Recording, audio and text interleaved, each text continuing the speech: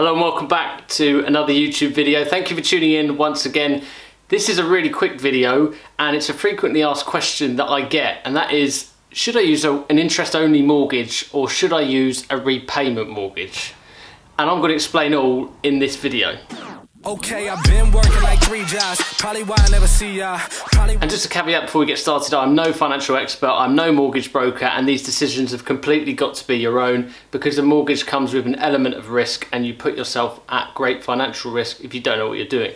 But moving forward into this video, as I say, we're talking about interest-only mortgage payments versus repayment mortgage payments. Now, an interest-only mortgage is essentially where you go to the bank, you borrow a lump sum of money to buy a house, whether it's residential or buy-to-let. But with an interest-only mortgage, you're just going to be paying the interest per month. The amount of money you're paying is not coming off of the debt that you have borrowed. If you are using an interest-only mortgage, I would favour them in terms of a buy-to-let product and not a residential home. Now, going on to the repayment mortgage, I would only necessarily encourage a repayment mortgage if you're trying to get the loan to value down on your buy-to-let portfolio, or really they're best for if you are a homeowner. If you are buying a home as a homeowner, I would only recommend a repayment mortgage because that mortgage for you as a homeowner is a liability. Now, you hear the term interest only, you think, I'm not paying down the debt, this is not good. And that's what a lot of people think. A lot of people think that a mortgage is bad debt. However, it's not bad debt, it's good debt. Bad debt is, it's like a holiday loan, a payday loan, or a car loan, something like that. Whereas good debt is something where you're borrowing money but using it as an investment to earn you money. So for example, with property, you use that money, the mortgage, to buy property, and that pays you rent, pays you cash flow. So as an interest-only mortgage, that's paying you cash flow per month. It's good debt for that reason, and you can use that cash flow that it generates to buy more properties, generate you more cash flow in the future, and then perhaps pay down the debt one day if you choose to. Now, my experience, if you don't know already, is I own 2 properties, 1 residential property and 1 buy-to-let property. I'm currently buying property number 3.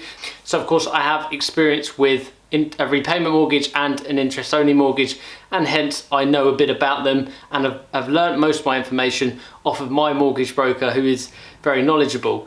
Now, if you take my buy-to-let as an example of an interest-only mortgage, I bought the house for $58,000, I put down a 20% deposit, I took out an 80% loan-to-value mortgage, and on that mortgage I pay interest only, which works out as £149 per month repayment over a set long period of time. I think from memory, mine's 35 years. I'd have to look it up to know for definite. And that leads me on to limited company interest-only mortgages, or any mortgages in a limited company for that fact, will charge you more interest. I think it's because of the benefit of you purchasing it through a limited company, but for whatever reason, they tend to charge a slightly higher percentage. I get a lot of questions around that, so just wanted to cover it. Now, talking about mortgages, whilst we are talking about it, they are of course high risk, and some people don't like the risk, or some people certainly say to me, I don't ever want to take that on because of the potential high interest rates. And if so, that is something you've got to consider. I would always stress test any property you're buying with a higher interest rate in case it goes up.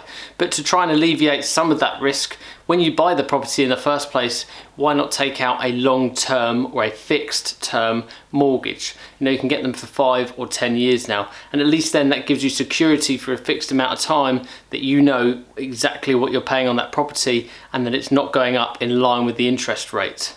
Now, it's important to know that it's human nature for people to want to go onto a repayment mortgage, and that's because most people want to pay down their mortgage and become debt-free.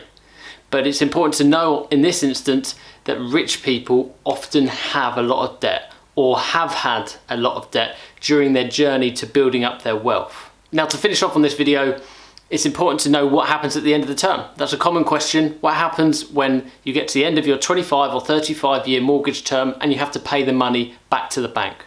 Well, let me just tell you this. Over the 25 to 35 year term, you have been earning cash flow on that property. Now, a straightforward single let property might have earned £3,000 to £5,000 positive cash flow or profit per year once you've paid for maintenance and everything. And therefore, if you take that over a 35-year term, you know, you're going to have earned between 105 and 175,000 pounds off of that one property. Now, just that is a positive. But moving even further than that, what happens with property over time? Property values usually go up. So you'd hope that over time the property value has gone up. Of course, the value of money continuously shrinks over time and devalues, and therefore you're going to have potentially more equity within the property. And therefore your debt will have reduced and your equity will have gone up within the property. And at that point, you can choose to remortgage, you can choose to pay down the debt that you owe on the property.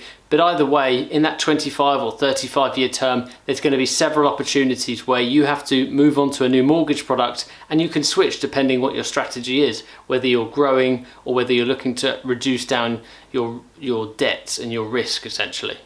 So it's only a quick video today. If it's been useful, please give it a like, share it with a friend. You know, you might have seen the video the other day, circle of 5, you might have 5 brand new investor friends, share it with them. And as usual, I'll be bringing you a video on Sunday, so I'll see you in the next video. Okay, I've been working like 3 jobs. Probably why I never see ya. Probably why I never have time for the fake friends I won't be ya.